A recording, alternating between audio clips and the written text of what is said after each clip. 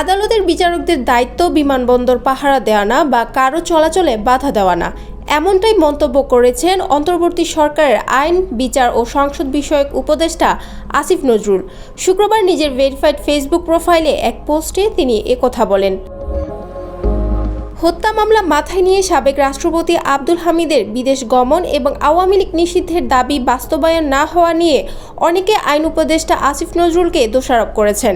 এসব অভিযোগ প্রত্যাখ্যান করে ফেসবুকে নিজের অবস্থান তুলে ধরে বলেন, আমার বিরুদ্ধে কিছু মানুষ জঘন্য মিথ্যাচার ও আক্রমণাত্মক বক্তব্য সামাজিক যোগাযোগ মাধ্যমে প্রচার করেছে। আমি আপনাদের সুস্পষ্টভাবে জানাতে চাই, খুনের মামলার আসামি সাবেক রাষ্ট্রপতি আব্দুল হামিদের বিদেশ গমনে বাধা দেওয়ার দায়িত্ব পুলিশ ও গোয়েন্দা এজেন্সিগুলোর, যা কোনোভাবেই আমার আইন মন্ত্রণালয়ের এখতিয়ারভুক্ত বিষয় নয়।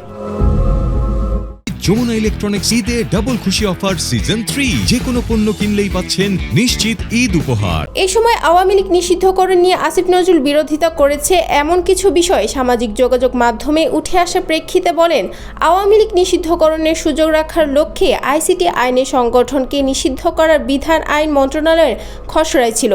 আইন উপদেষ্টা হিসেবে আমি নিজে এটা উপদেষ্টা পরিষদের সভায় উত্থাপন করেছি। আমার উত্থাপিত খসড়ার আমি বিরোধিতা করব, এটা কিভাবে সম্ভব? তিনি আরও বলেন, উপদেষ্টা পরিষদের সভায় কোনো উপদেষ্টা কি ভূমিকা রেখেছেন এই নিয়ে আমাকে ছাত্র উপদেষ্টাদের বা অন্য কাউকে দোষারোপ করা থেকে বিরত থাকুন। সেখানে যা সিদ্ধান্ত হয় তার দায়-দায়িত্ব আমাদের প্রতিটি উপদেষ্টার। আমাদের মধ্যে আওয়ামী লীগের বিষয়ে ব্যবস্থা গ্রহণের প্রশ্নে কোনো দ্বিমত নেই, তবে পদ্ধতি নিয়ে সবার নিজস্ব মত থাকতেই পারে।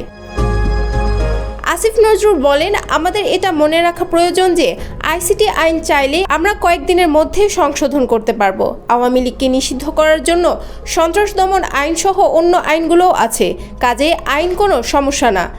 রাজনৈতিক দলগুলো আওয়ামী লীগের নিষিদ্ধকরণ চাইলে বা বিচারিক আদালত এ সম্পর্কে কোনো পর্যবেক্ষণ বা রায় আসলে অবশ্যই আইনানুগভাবে দ্রুত আওয়ামী লীগকে নিষিদ্ধ করা যাবে।